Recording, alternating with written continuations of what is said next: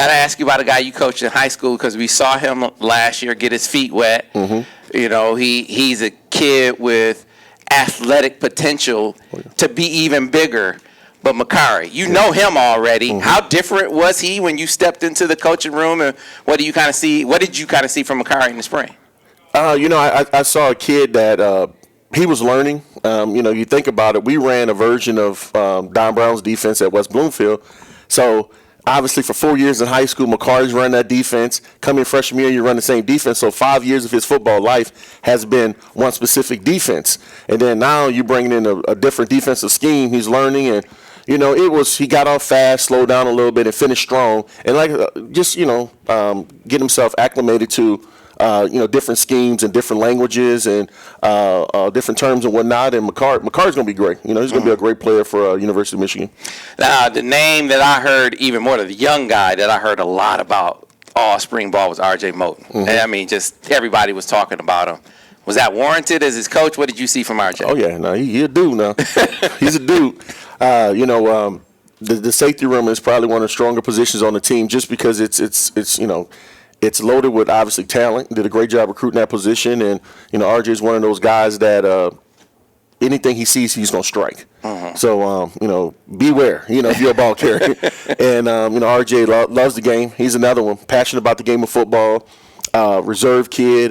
He's loud, boisterous. Loves football. Loves the approach to the game, and smart kid. Very, very.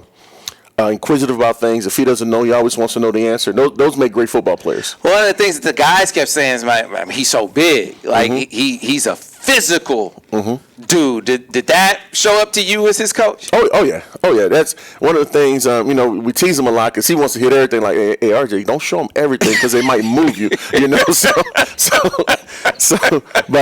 RJ, he does a fantastic job, man. He's that dude that being a former receiver, you kind of look around and say, where's number 6 at? And you look for him and make sure that you out of harm's way of your offensive player. But that's RJ. That's the one thing that every player has a staple of what people identify them as, and for him, it's a knockout. He's like a bowling pin. You're right there, you're gonna knock you out. I got you. All right, so Jordan Morant is a guy who came in working through an injury. This feels like his first opportunity to really, show on the practice field what he could do. What did you see from him in the spring? Yeah, same thing. You lump that group with Makari, RJ, and Jordan. That probably the best, incoming group of defensive backs in the country. Jordan has a lot of position flexibility too. Can play both safety spots, can move them down, could cover, whatever you. And he's another smart guy. He's a guy full of potential. Had a heck of a spring in his own right, and it's great because the guys, they feed off each other. They compete and they compete within themselves. But when your guy makes a play, it's like boom, I got to match that intensity. And Jordan brought it too, as well as Makari and RJ, and it was fun watching them this spring. The guys they learned a lot, they embraced the game, they had a good time doing it, and it's gonna be fun.